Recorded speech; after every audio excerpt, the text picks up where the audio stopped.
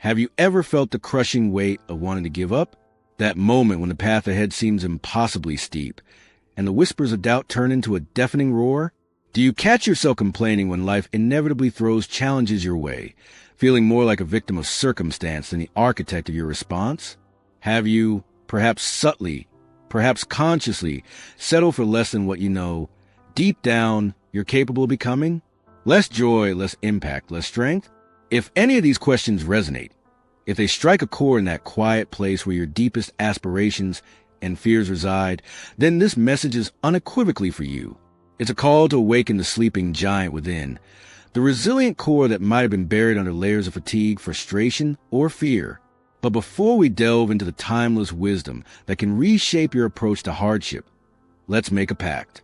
If you are genuinely committed to forging a stronger, wiser, more resilient version of yourself, the version that doesn't just endure storms but learns to harness their power, then take a moment, like this message if it speaks to you. Share it with someone else who might be navigating their own struggles, and subscribe. Why? Because transformation isn't a one-time event. It's a continuous journey, and there is indeed more fuel for that journey right here. In the face of adversity, the fundamental choice remains starkly simple, yet profoundly impactful. We have two options: to surrender, to let the waves of difficulty pull us under, to concede defeat to the challenges that life presents, or to rise, to plant our feet, brace ourselves, and push back with the inherent strength that lies within us. Stoic philosophy, born from the crucibles of ancient life, through plagues, wars, exile, and political turmoil, offers us an unshakable truth, a bedrock principle upon which we can build an indomitable spirit. You are stronger than your circumstances.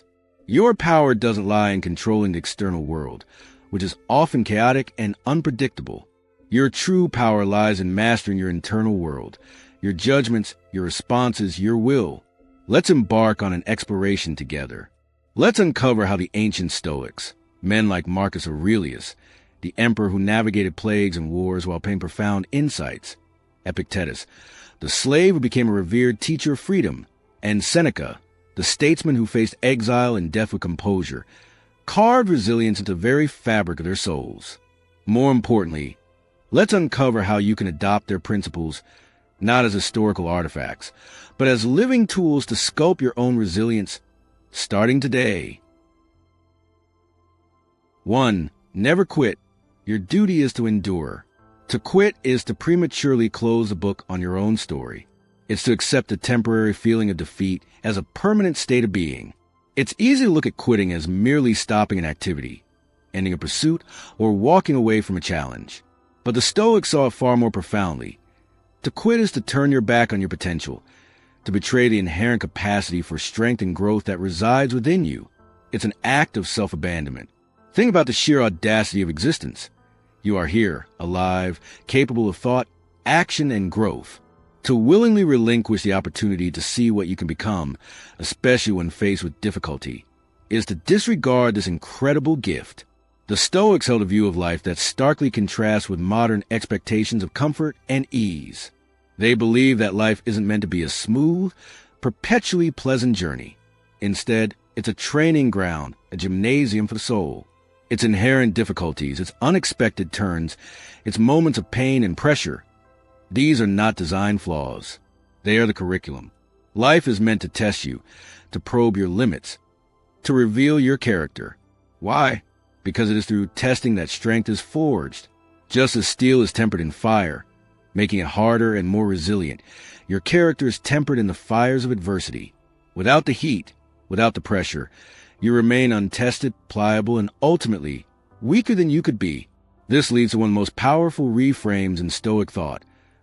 Obstacles don't block the path. They are the path. This isn't just a clever turn of phrase. It's a fundamental shift in perspective.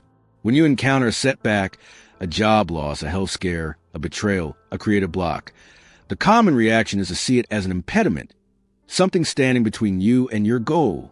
The Stoic sees it differently. That obstacle is the next step. The challenge is the work. Overcoming it, navigating it, learning from it. That is the process of moving forward. The path to strength isn't paved with ease. It's paved with the very stones that seem to block your way. Each one you step over, climb upon, or dismantle builds a foundation for who you become. Consider the physical analogy. Muscles grow stronger only when subjected to resistance. Lifting weights creates microscopic tears in the muscle fibers. It's uncomfortable, it requires effort. It can even be painful. But it is precisely this stress, this damage, that signals the body to rebuild the muscle stronger than before. Quitting when the lifting gets hard means the muscle never grows. Pushing through that discomfort, enduring the strain, that is what leads to transformation. The same principle applies to your inner resilience. When you push through psychological discomfort, when you face fear, when you persist despite fatigue or frustration, you aren't just surviving the moment. You are fundamentally rewiring your capacity to handle future challenges. You are transforming your perceived limits. Every hardship, therefore, is a forge, shaping you under heat and pressure. Every test is a teacher, offering lessons that complacency never could. Think of the toughest times you've already overcome. Didn't they teach you something invaluable about yourself?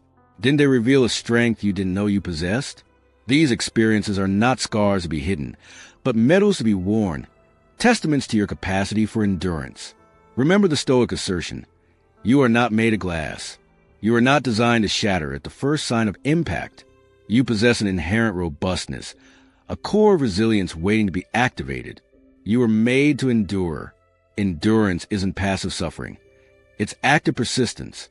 It's the conscious choice to keep going, to keep trying, to keep facing what is in front of you, armed with the knowledge that the very act of enduring is building the strength you need.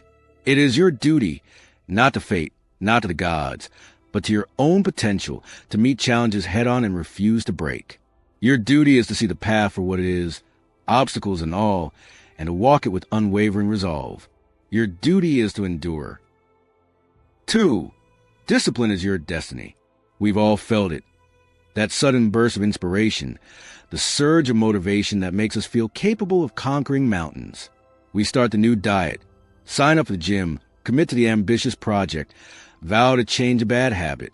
Motivation feels fantastic. It's rocket fuel. But like rocket fuel, it burns out.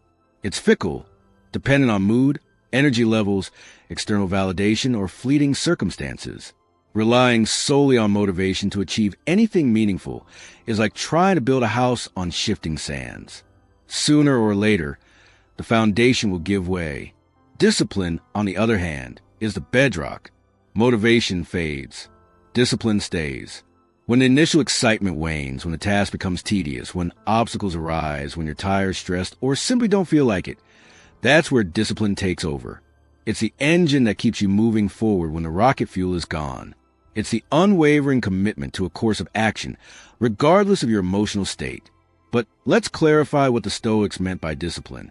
When the Stoics spoke of discipline, Greek, ascesis, meaning training or practice, they weren't primarily talking about rigid, joyless routines or the relentless pursuit of external perfection.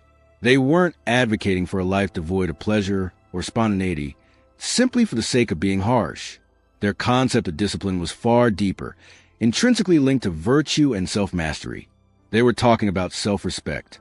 True discipline, in the Stoic sense, is the ultimate act of respecting the person you aspire to become. It's about honoring the commitments you've made to yourself, especially when no one else is watching. It stems from understanding what is truly good, virtue, wisdom, justice, courage, temperance, and aligning your actions with that understanding. Even when easier, less virtuous paths beckon. Discipline is saying no. It's saying no to the siren call of weakness, the comfortable embrace of laziness, the ever-present temptation of ease. It's saying no to hitting the snooze button when you committed to waking early. It's saying no to scrolling endlessly when you plan to read or work. It's saying no to the extra slice of cake when you're striving for health.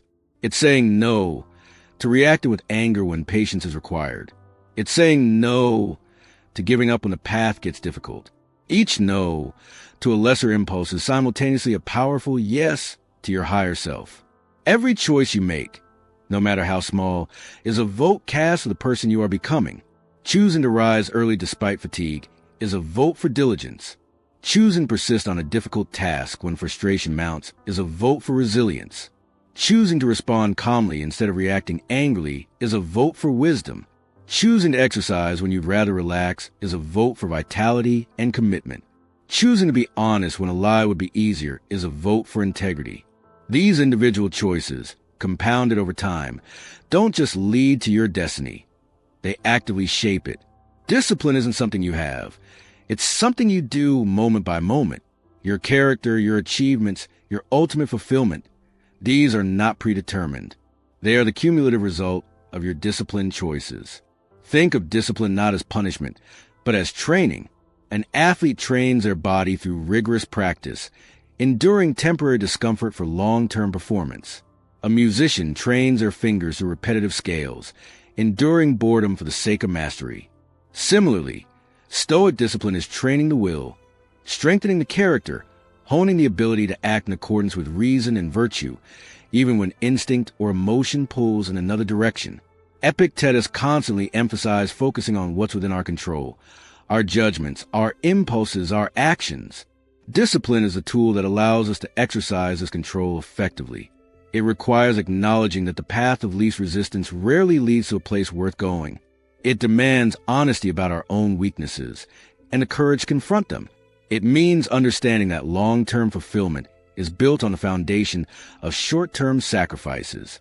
Motivation might get you started, but only discipline can ensure you reach the finish line. It's the steady, reliable force that transforms aspirations into reality. It's not just about what you achieve. It's about who you become in the process. Discipline isn't just a path to your destiny. Discipline is your destiny, enacted one choice at a time. 3. Obstacles are not the enemy. Life will challenge you. It's not a possibility. It's a certainty. From minor inconveniences like traffic jams and unexpected bills to major crises like illness, loss, or career collapse, adversity is woven into the fabric of human existence. It should challenge you.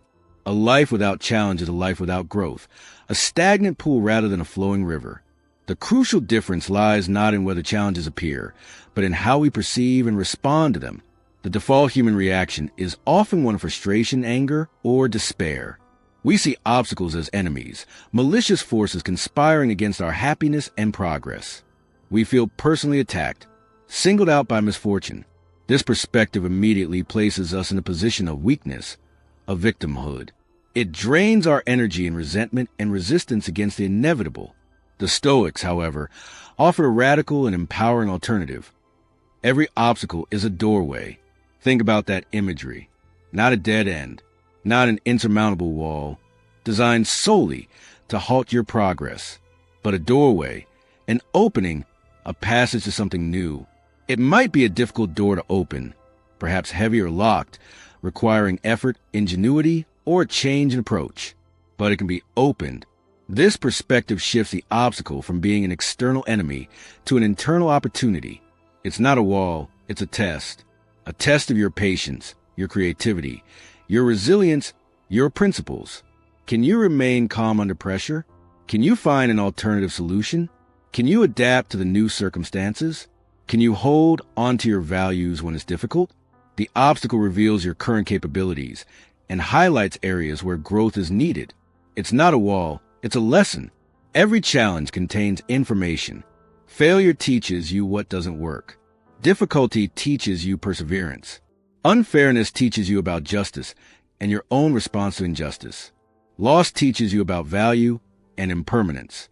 The obstacle forces you to learn, to adapt, to evolve. Ignoring the lesson means you'll likely face the same test again. Therefore, when something gets in your way, the Stoic approach urges you to resist the instinctive, energy-draining question, why me? This question is inherently self-pitying and unproductive. It assumes a cosmic injustice aimed specifically at you and offers no path forward. Instead, train yourself to ask powerful, proactive questions. What can I learn from this? This question shifts your focus from blame to education. It frames the situation as a source of wisdom, prompting you to analyze, understand, and extract value from the experience. What skill is this testing? What character flaw is being exposed? What new knowledge is required? How can I use this? This is the essence of Marcus Aurelius' famous insight. The impediment to action advances action.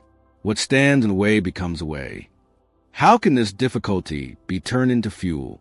Can this rejection spur you to improve your approach? Can this limitation force you to be more creative? Can this setback provide an opportunity to practice courage or patience? How can this make me stronger/better? This question focuses on growth. It acknowledges that difficulty is a primary catalyst for developing resilience, wisdom, and character. How can navigating this challenge build your capacity to handle future hardships?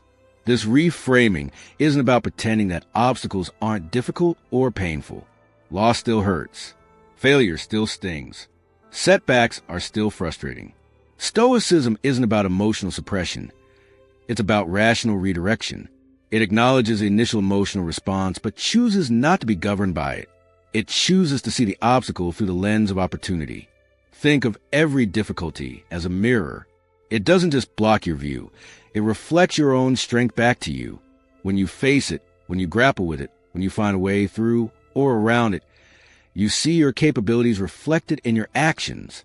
You discover reserves of courage, ingenuity, and perseverance you might not have known you possessed. The obstacle isn't the enemy. It's the sparring partner that forces you to hone your skills. It's the resistance that builds your strength. It's the doorway to becoming the person capable of overcoming it. Embrace the challenge, ask the right questions, and step through the doorway. 4. Do out of duty. In a world often driven by self-interest, personal gain, and the pursuit of comfort, the concept of duty can feel archaic, even burdensome. We're encouraged to follow our passion, do what feels good, prioritize our own happiness. While self-care and personal fulfillment are important, the Stoics remind us that a truly meaningful life extends beyond the boundaries of our own desires and comforts. There's profound strength and unwavering persistence to be found when our actions are rooted in a sense of duty. But what is this duty? It's multifaceted. Primarily, the Stoics emphasize our duty to reason and virtue, the duty to live in accordance with our nature as rational, social beings. This means acting with justice, courage, temperance, and wisdom, regardless of external circumstances or personal gain. It's a duty to our own character to strive for excellence, in how we think and behave. Beyond this internal duty, there's a duty that extends outward. As social creatures, we have a duty to our communities, to humanity, what the Stoics call cosmopolitanism, being citizens of the world. This isn't necessarily about grand, heroic acts, though it can be. More often, it manifests in the everyday. The duty to be honest in our dealings, reliable in our commitments, helpful to those in need, patient with those who challenge us, and constructive in our contributions. It's the duty to show up fully in our roles as parents, children, colleagues, friends, citizens. It's the duty to rise above purely selfish concerns and act in service of something greater than our own immediate comfort or pleasure. Think about the difference in motivation. When you act solely based on passion or personal desire, your commitment can waver when enthusiasm fades, when difficulties arise, or when a more appealing option presents itself. Motivation driven by feeling is inherently unstable. However, when you act from a sense of duty, quitting is not an option. Duty provides an anchor, a non-negotiable reason to persist. You keep going not because it feels good, not because it's easy, not because you're guaranteed success or recognition, but because it's the right thing to do. Your actions are guided by principle, not by mood or circumstance. Consider a soldier holding their post, a doctor treating patients during an epidemic, a parent caring for a sick child through sleepless nights, an activist fighting for justice against overwhelming odds. Often, what keeps them going isn't personal enjoyment or immediate reward, but a powerful sense of obligation, a commitment to a role, a cause, or a set of values that transcend their individual comfort. They understand their responsibility, and they fulfill it. This sense of duty is a powerful antidote to the temptation to give up. When faced with exhaustion, frustration, or fear, asking, "What is my duty here?" can reorient your perspective. It shifts the focus from, "Do I want to do this?" or "Is this hard?" to "What does this situation require of me? What is the virtuous action? What responsibility must I uphold?" Marcus Aurelius, perhaps the most powerful man in the world during his reign, constantly reminded himself of his duties, in his private meditations. He wrote about getting out of bed in the morning not because he necessarily felt like it, but because it was his job, his duty as a human being and as an emperor, to get up and do the work required. He saw his role not as a platform for personal luxury, but as a position of service and responsibility. Acting out of duty doesn't mean suppressing all personal desires or finding no joy in what you do. Ideally, our duties align with roles and values we find meaningful.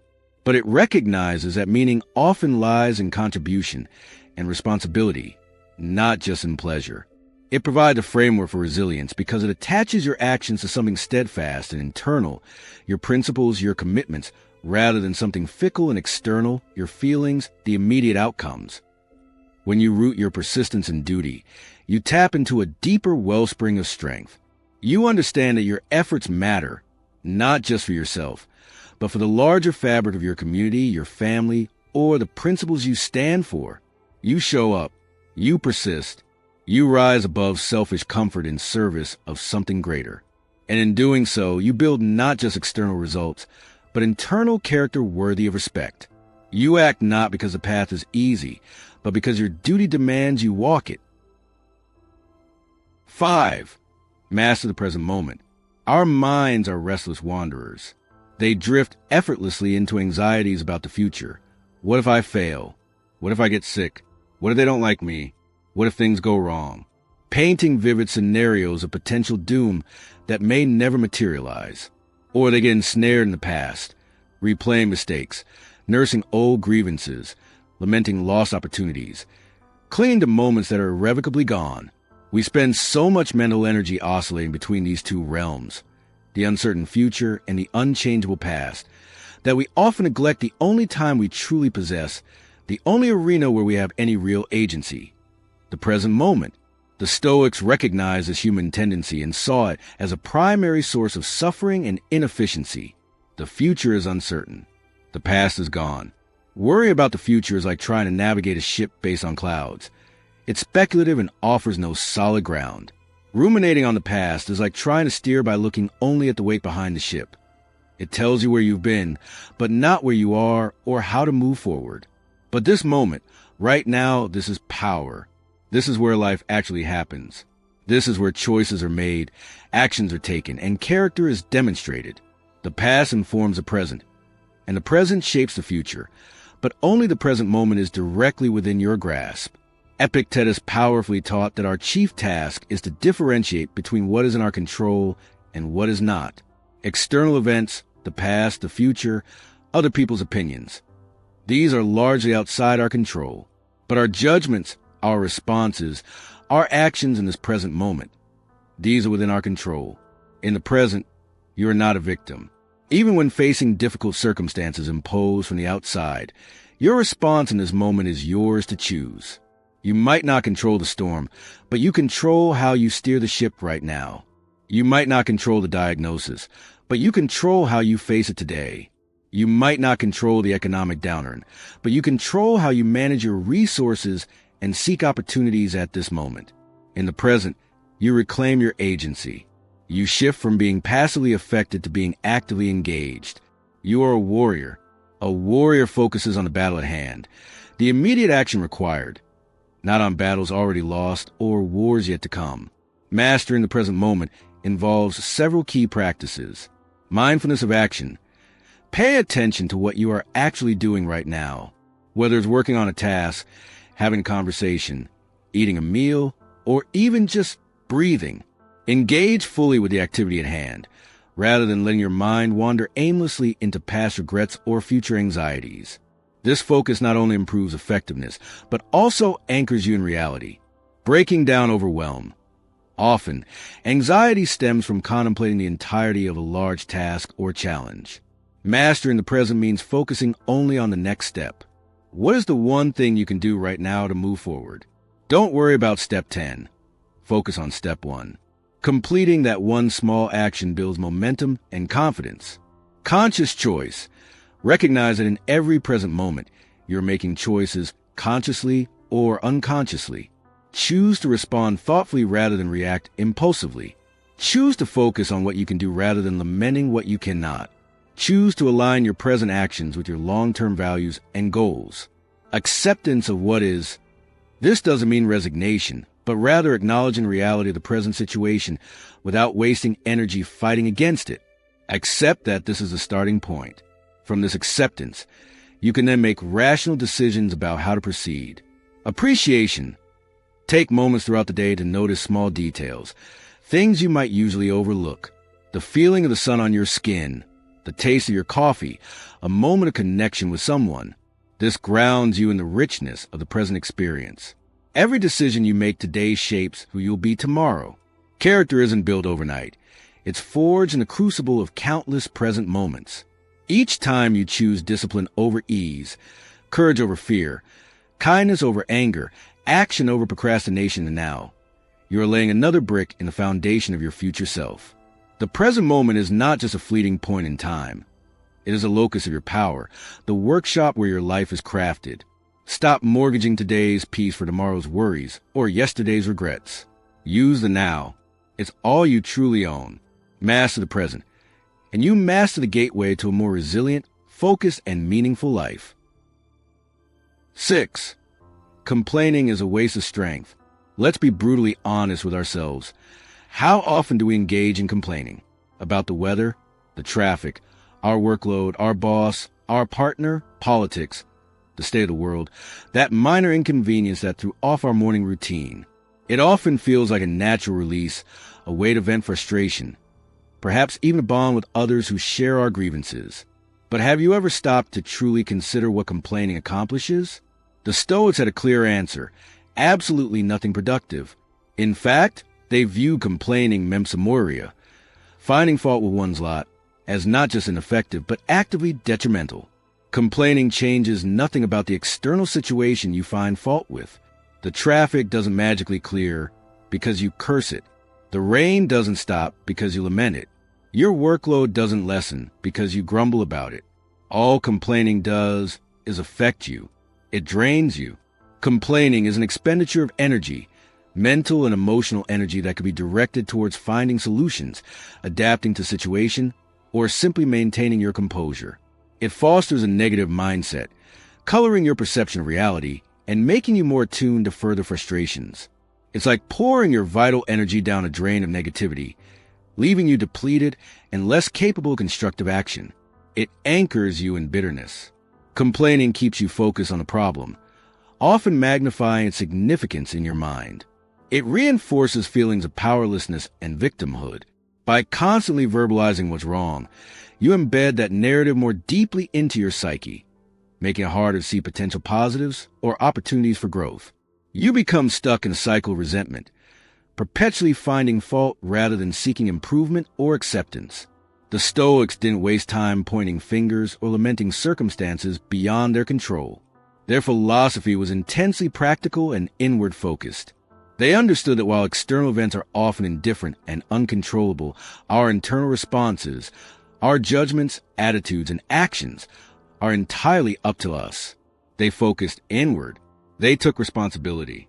Instead of seeing themselves as passive recipients of fortune's whims, they saw themselves as active agents responsible for their own inner state.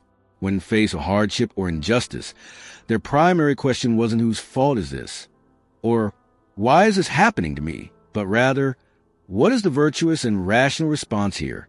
What is within my power to do? This leads to a crucial shift in self-talk.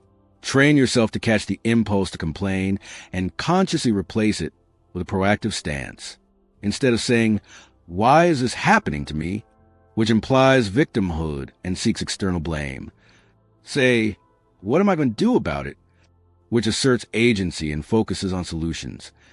This simple shift redirects your energy from passive grievance to active problem solving or acceptance. If the situation can be changed, this question prompts you to brainstorm solutions, make a plan, and take action. If the situation cannot be changed, like the weather or a past event, this question prompts you to focus on what you can control, your attitude, your perspective, how you adapt, and what you learn from it. It encourages the practice of a more fatty, a love of fate, not in a passive, resigned way, but as an active embrace of reality as it is, using it as raw material for virtuous action. Think about the practical implications. Stuck in traffic? Complaining raises your blood pressure and achieves nothing. Taking responsibility might mean using the time to listen to an educational podcast, practice mindful breathing, or mentally plan the rest of your day. Facing an unfair situation at work? Complaining to colleagues might offer temporary catharsis, but can also breed negativity and achieve little. Taking responsibility might involve calmly and rationally addressing the issue with the relevant person, documenting the facts, seeking constructive solutions, or, if necessary, planning an exit strategy. This isn't about suppressing legitimate concerns or pretending problems don't exist. It's about choosing a response that empowers rather than diminishes you. It's about recognizing that your strength lies not in railing against reality, but in shaping your response to it. Complaining is yielding your power. Taking responsibility is reclaiming it. Choose wisely where you invest your precious strength. Don't waste it on the fruitless ground of complaint. Invest in the fertile soil of action and acceptance. 7. Speak like a Stoic. Language is not merely a tool for communication. It is a powerful architect of our reality.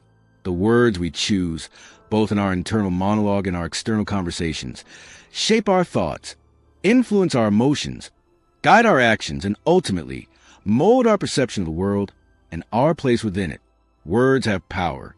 Recognizing this, the Stoics place great emphasis on using language deliberately, rationally, and virtuously. To speak like a Stoic isn't about adopting an archaic vocabulary or speaking in emotionless, robotic tones. It's about aligning your language with the core principles of Stoicism: reason, clarity, truthfulness, responsibility, and resilience. It's about using words not to simply react to the world, but to consciously construct a more rational and virtuous inner and outer experience. Speak strength. This means choosing words that affirm your capability and agency, rather than reinforcing weakness or victimhood.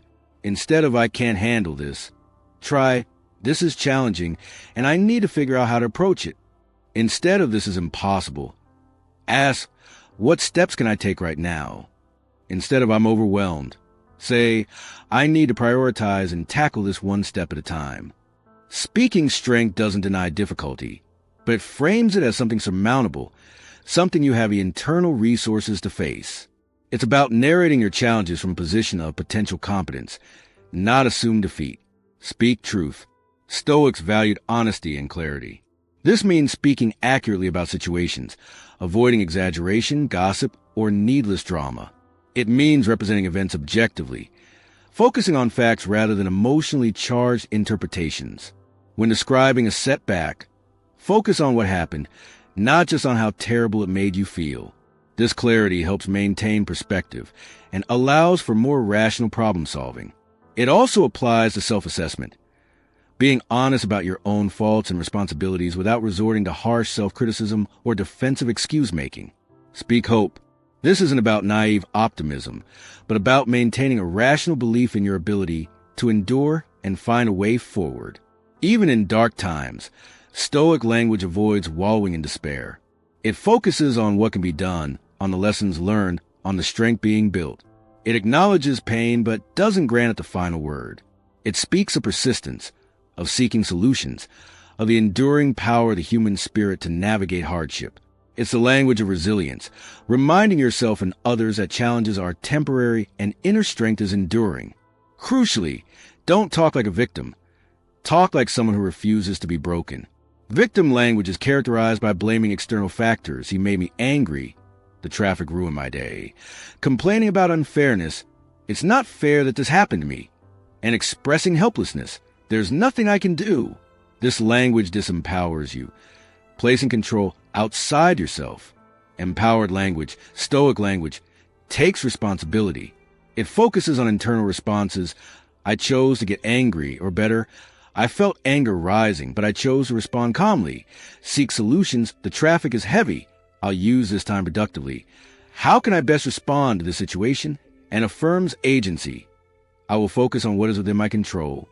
Watch your language, and you'll watch your life change. This is not hyperbole. Start paying close attention to the words you use, especially when facing difficulties. Notice how often you might default to negative, passive, or blaming language. Consciously begin to shift your vocabulary. Rephrase complaints into statements of intent. Replace declarations of impossibility with questions about possibility. Frame setbacks as challenges to be met rather than disasters to be lamented. This practice extends to your internal self-talk as well, which is perhaps even more critical.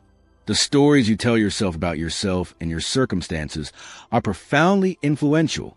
Are you narrating a story of a fragile victim tossed about by fate, or the story of a resilient protagonist learning, adapting, and growing stronger through every trial?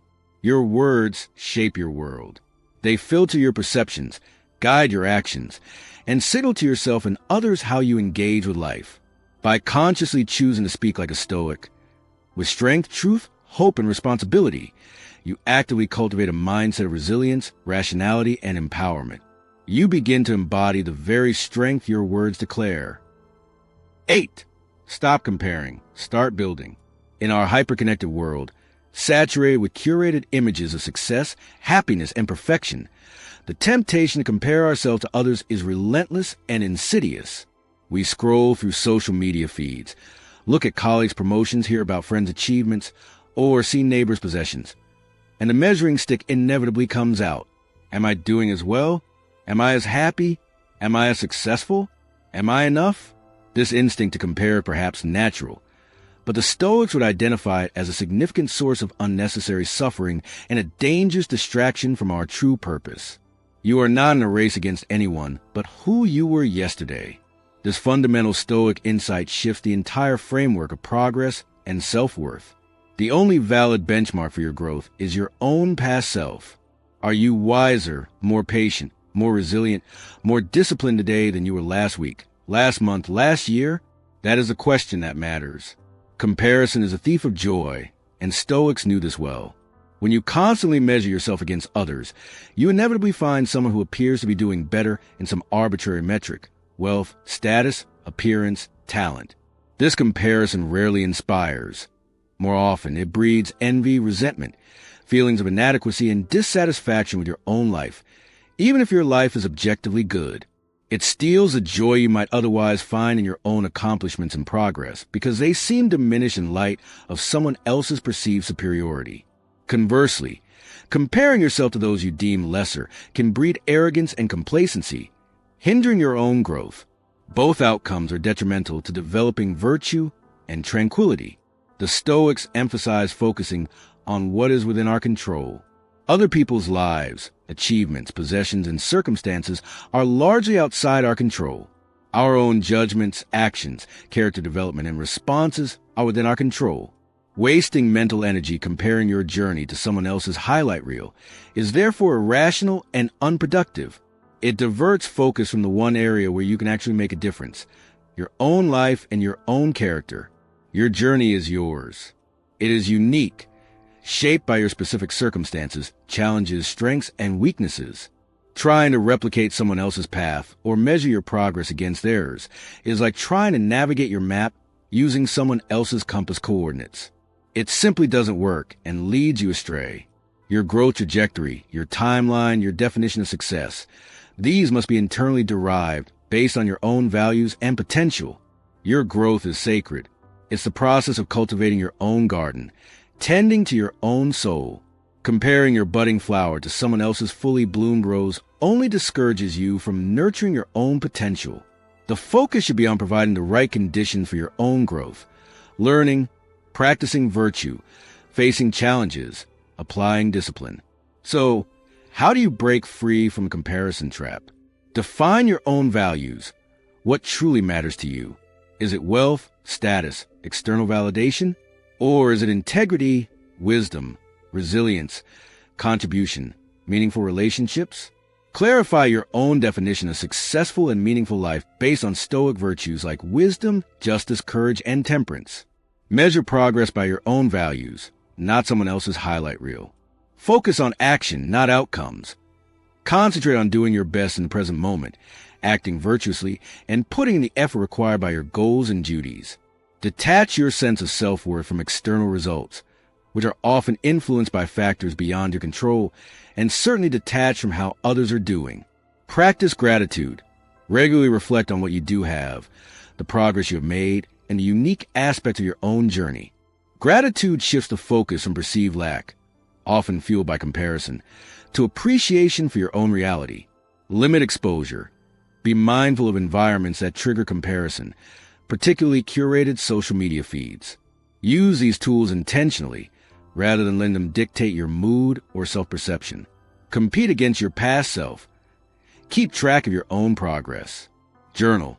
Set personal goals. Review past challenges you've overcome. Celebrate your milestones, no matter how small they may seem compared to others. The goal is continuous self-improvement relative to who you were. Wish others well. Actively counter feelings of envy by cultivating goodwill towards others, what the Stoics called eunoia. Recognize that their success doesn't detract from your potential. Celebrate their achievements genuinely, freeing yourself from the bitterness of comparison. Stop looking sideways. Look inward at your character. Look backward at your progress, and look forward to the person you are striving to become through virtuous action. Stop comparing, and start building.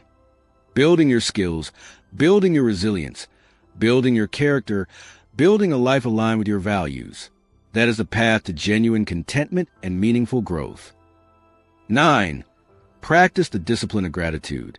In the relentless pursuit of goals, overcoming obstacles, and striving for self-improvement, it might seem counterintuitive to pause and focus on gratitude, especially when life feels hard, when you're facing setbacks, or when things are demonstrably not going your way. Expressing thanks can feel forced, even dissonant. Yet, the Stoics understood gratitude not merely as a pleasant emotion experienced in good times, but as a vital discipline, a rational practice essential for maintaining perspective, resilience, and inner peace, particularly amidst adversity. Yes, gratitude takes discipline, especially in hard times. It's easy to be thankful when everything is rosy. The real test, the real practice, lies in finding grounds for gratitude when the skies are gray. It requires a conscious effort to shift your focus away from what is lacking, what is painful, or what is frustrating, and deliberately seek out what is still good, what remains, what you do possess. This isn't about denying reality or pretending problems don't exist. It's about choosing where to direct your attention and refusing to let hardship monopolize your mental landscape. Why is this discipline so crucial? Because gratitude gives you perspective. When you are immersed in a challenge, it can easily consume your entire field of vision, making the problem seem all-encompassing and insurmountable. Practicing gratitude deliberately widens that lens. It forces you to acknowledge the broader context of your life, the things that are working, the resources you do have, even if they are as fundamental as breath, shelter, or a past kindness received, the people who support you, the strengths you possess. This balanced perspective prevents challenges from overwhelming you and reminds you that difficulty is usually a part of life, not the entirety of it. It reminds you of what still remains, even in the face of loss. Lost a job? Gratitude might focus on your skills, your health, your network, the opportunity to find a better path. Facing illness? Gratitude might focus on access to care, the support of loved ones, moments of relief, the body's resilience. Even in profound grief, gratitude can find solace in memories, in love shared, in the lessons learned from the person lost. It anchors you to the enduring good, preventing despair from taking root. It reminds you of what you've overcome. Reflecting on past challenges and acknowledging that you endured them, learned from them, and are still standing fosters a sense of resilience. Gratitude for your own past strength reinforces your belief in your capacity to handle present difficulties. You've faced storms before. You can face this one too. It reminds you of who you're becoming. Recognizing the lessons learned through hardship, the patience developed, the empathy gained. Being grateful for this growth, even though it came through pain, helps frame adversity not just as something to be endured, but as a catalyst for positive transformation. The Stoics practiced exercises like the premeditation of evils, premeditatio malorum, imagining worst-case scenarios not to be morbid, but to appreciate what they currently had and to mentally prepare for potential loss. This practice inherently fostered gratitude for the present state of affairs. Seneca often wrote about finding reasons for thanks even in exile or facing political danger. Marcus Aurelius began his meditations with a lengthy expression of gratitude for all the people who taught him valuable lessons and virtues. Even in the storm, there's always something to be thankful for. This is not a platitude. It's a challenge to your perception. Can you find it? Perhaps it's the kindness of a stranger, a moment of beauty in nature, the simple fact of being alive to face the challenge, the opportunity to practice courage or patience. The act of searching for something to be grateful for, even if small, interrupts negative thought patterns and shifts your emotional state. How to practice this discipline. Start or end your day listing things you are grateful for. Be specific, not just my family, but the specific way my child laughed today or the supportive conversation I had with my partner. Practice negative visualization consciously. Briefly contemplate losing something you value, health, a relationship, a possession, to appreciate its presence more fully right now. Express gratitude directly. Thank people who help you or enrich your life. Find gratitude within challenges. Ask, what can I be grateful for despite this difficulty? What strength is this revealing? What lesson is available here? Gratitude turns pain into purpose. It doesn't erase the pain, but it reframes it. It allows you to see hardship not just as suffering, but as an integral part of life that still holds value, opportunity, and reasons for profound thankfulness. It is a disciplined choice to focus on the good, reinforcing your resilience and inner peace regardless of external storms. 10. Never settle. You were meant for more. There's seductive allure to good enough. The comfort zone whispers sweet reassurances. You've done enough. This is comfortable. Why strive for more when this is acceptable? Don't risk failure. Stay where it's safe. This voice, the voice of mediocrity, promises ease and security. But the Stoics would argue that this promise is a dangerous illusion. Comfort is a trap. Why? Because settling for less than you are capable of, choosing ease over effort, accepting mediocrity when excellence is possible. This is a betrayal of your potential and your rational nature. It's a slow erosion of the spirit, a gradual dimming of the inner fire. Mediocrity whispers, this is good enough. But the Stoic heart knows it's never about ease. It's about excellence. The Stoic concept of arete is often translated as virtue, but also carries a connotation of excellence. Fulfilling one's potential, acting in the best, most effective, most rational, and most virtuous way possible in any given situation. It's about striving to be the best version of yourself, not in comparison to others, but in relation to your own capacity for reason and moral character. Settling is a direct antithesis of arete. It's choosing to operate below your potential, to accept a lesser version of yourself and your life. This doesn't necessarily mean relentlessly chasing external achievements, more money, higher status, bigger houses. While the Stoics weren't against external success, they judged it as an indifferent, something that doesn't contribute to true happiness or virtue in itself. The more you were meant for, in the Stoic sense, is primarily internal. More wisdom, more courage, more justice, more self-control, more resilience, more contribution, more meaning. It's about the quality of your character and the alignment of your actions with virtue. Don't settle for relationships that compromise your values. Don't settle for work that deadens your spirit. If you have the agency to change or reframe it, don't settle for habits that undermine your health and well-being. Don't settle for ignorance when knowledge is accessible. Don't settle for reacting emotionally when a rational response is possible. Don't settle for complaining when you could be taking action or practicing acceptance. Don't settle for who you are today if you know you can be better tomorrow through diligent effort. Don't coast. Coasting implies relying on past momentum, ceasing active effort. Growth, however, requires continuous engagement, learning, and application. Like a muscle that atrophies without use, character weakens without the consistent exercise of virtue and discipline. Climb. Life, from a Stoic perspective, is an ongoing ascent towards wisdom and virtue. It requires effort, persistence, and the willingness to face steep inclines and challenging terrain. Settling is stopping partway up the mountain because the view is okay and the path ahead looks difficult. Climbing is embracing the challenge, pushing onwards and upwards, not necessarily for the summit itself, which may always remain slightly out of reach, but for the strength, perspective, and character developed during the ascent. The value lies in the striving, in the commitment to the climb itself. This call to never settle is the culmination of all the previous principles. You cannot climb if you quit at the first sign of difficulty. Chapter 1. You cannot climb without the steady effort of discipline, Chapter 2. You cannot climb if you view obstacles as insurmountable walls rather than steps or doorways, Chapter 3. You often find the strength to climb by remembering your duty to yourself and others, Chapter 4.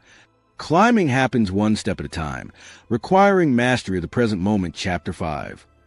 You sap your climbing energy if you waste it on complaining, Chapter 6. Your self-talk must reflect the mindset of a climber, speaking strength and possibility, Chapter 7. Looking at other climbers with envy, comparing, distracts you from your own path, Chapter 8. Gratitude provides a perspective and fuel needed for the long climb, Chapter 9. Therefore, the final charge resonates with the full weight of Stoic wisdom. You must never quit, because endurance builds the strength needed for the climb. You must never complain, because responsibility fuels your ascent, while complaining anchors you. You must never settle, because your potential is greater than your comfort zone. You possess an inherent capacity for reason, resilience, and virtue, because you were not born to break. You were born to build, not just buildings or careers, but something far more enduring. Build strength, physical, mental, and emotional resilience. Build character through virtuous actions and disciplined choices. Build a life of meaning, rooted in purpose, contribution, and the pursuit of excellence. This is the Stoic challenge and promise. It's not easy. It requires constant vigilance, effort, and practice. But the reward is not mere comfort or fleeting happiness, but deep, abiding fulfillment, inner peace, and the quiet satisfaction of knowing you are striving to live up to the best within you. And if this message speaks to your soul, if it ignites a spark of resolve within you, then acknowledge that connection. Hit that like button. Share this message with someone else who might need reminding of their own inner strength, someone who is perhaps tempted to settle or complain, and subscribe for more daily fuel to keep that fire burning. Stay strong, stay stoic, and above all, keep going. The climb continues.